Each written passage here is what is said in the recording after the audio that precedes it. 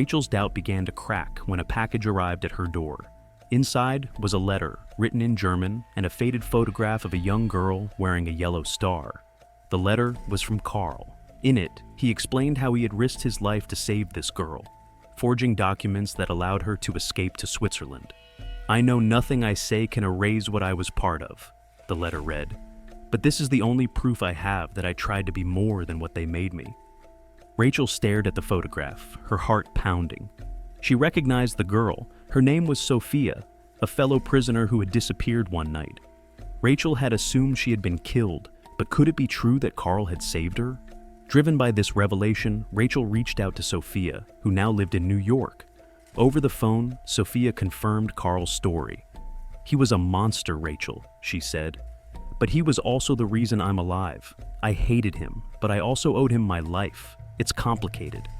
Complicated wasn't the word Rachel wanted to hear. She wanted clarity, justice. But instead, she was faced with a man who straddled the line between victimizer and redeemer. A man who had lived with the weight of his contradictions for decades. The neighborhood's curiosity boiled over when Rachel confronted Karl in his front yard. "Why didn't you leave, Karl?" she demanded. "Why didn't you do more?" He stood there, visibly trembling. "Because I was afraid," he admitted, his voice breaking. "Because I didn't know how to be brave until it was too late." Their argument drew a small crowd, neighbors watching from their porches. One man shouted, "If you were part of it, you deserve whatever's coming to you." Another muttered, "We don't need people like him here." The tension was palpable, the divide between justice and forgiveness as wide as ever. The confrontation in Karl's front yard was only the beginning of the storm. Rachel, fueled by decades of suppressed rage, decided it was time to make a decision. She had spent weeks wrestling with Karl's story, his claims of regret, and the conflicting narratives of guilt and redemption. But now, under the piercing gaze of her neighbors, Rachel saw an opportunity to force the truth into the open. That night, she gathered her evidence, photographs, letters, the testimony of Sofia, and marched across the street. Knocking on Karl's door felt like hammering the nails into her own coffin. The weight of what she was about to do threatened to crush her. When Karl answered, his face was pale, drawn tight with dread. "Rachel," he began, but she cut him off. "We're doing this now," she said firmly. "You've spent years hiding, but no more. If you want me to believe you are more than the monster in these photos, you're going to prove it." Karl's hands trembled as he gestured for her to come inside. "I'll tell you everything," he said softly. "But I'm warning you, the truth will not absolve me." Sitting in his dimly lit living room, Karl began his story. He spoke of his childhood in Germany, his indoctrination into Nazi ideology, and how he had been swept into the military machine before he fully understood the scope of its atrocities. "When I was assigned to the camp," he said, his voice cracking, "I thought I could keep my hands clean by staying behind a desk. But there was no such thing as clean hands there. Every order I followed, every form I filed, every name I stamped, it all fed the beast." Rachel listened in stony silence, her fingers gripping the edge of her chair. Karl's words were brutal, detailed accounts of the dehumanization he had witnessed, and, in many cases, facilitated. Yet, amidst the horror, he recounted moments of defiance. "There was a girl," he said, pointing to the photograph of Sofia. "I knew her papers were fake, but I signed them anyway. I prayed every day that she would make it out alive." For hours, Karl laid bare his soul, sparing no detail. By the time he finished, the room was heavy with silence. Rachel's chest felt like it would burst from the conflicting emotions tearing through her. Anger, pity, disgust, and, to her surprise, a glimmer of understanding. As Karl finished, Rachel stood abruptly. "So that's it?" she demanded, her voice trembling. "You think saving a few people erases the lives you helped destroy? You think that makes you human again?" Karl's head hung low. "No," he whispered. "I don't expect forgiveness, Rachel. I don't deserve it. But I needed you to know that I've carried every life lost with me. Every name, every face. It's all here." He tapped his temple, his eyes brimming with tears. Rachel's heart pounded as her anger surged.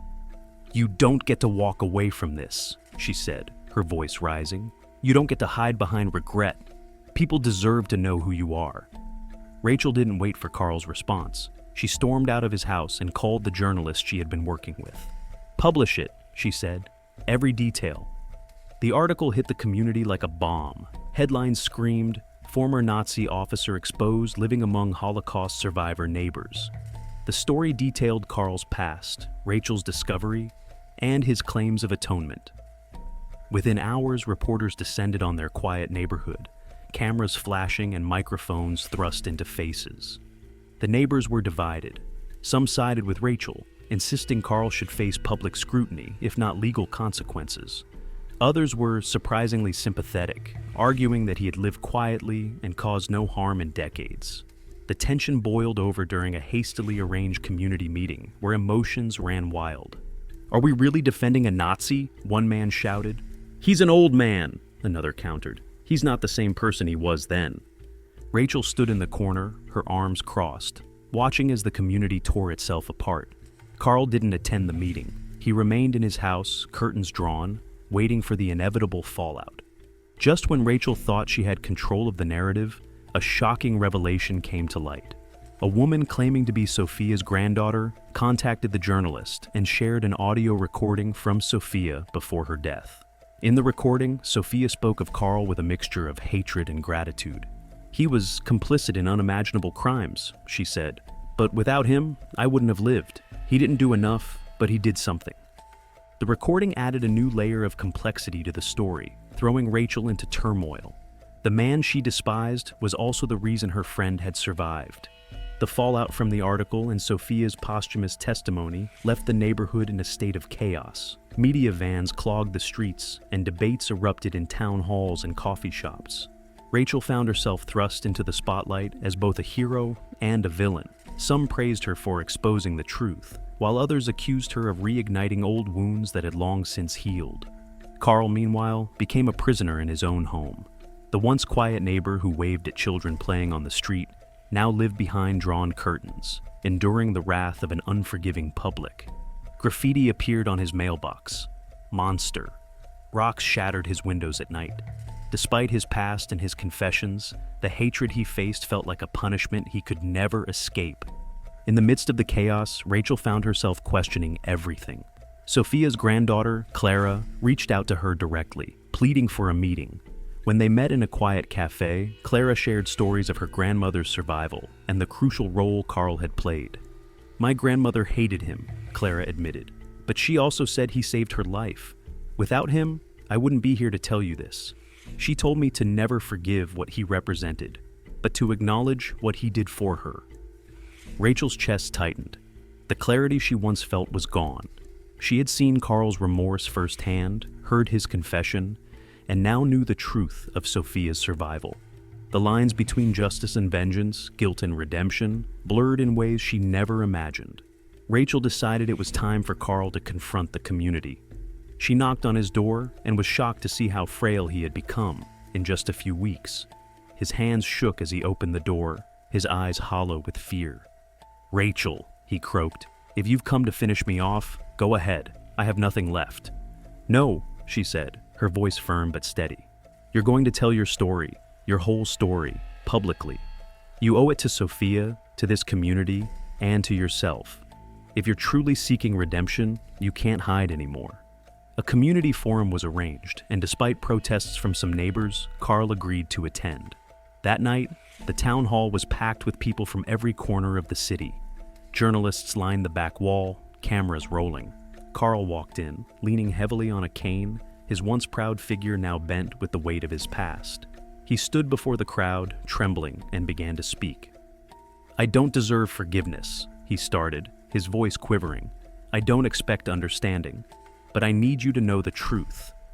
He recounted his life story, sparing no detail about the atrocities he had witnessed and the role he had played. The crowd was deathly silent, some faces etched with anger, others with shock. Karl spoke of Sofia, the girl he had saved, and the burden of knowing he had done so little while so many suffered. "I am not a good man," he concluded, tears streaming down his face, "but I have tried to be better, and I will carry the weight of my actions until my dying day." The room erupted, but not in the way Rachel expected. Some shouted for Karl to leave town, demanding justice even decades later. Others, surprisingly, stood to applaud his courage for speaking the truth. Clara, seated in the front row, stood and addressed the crowd.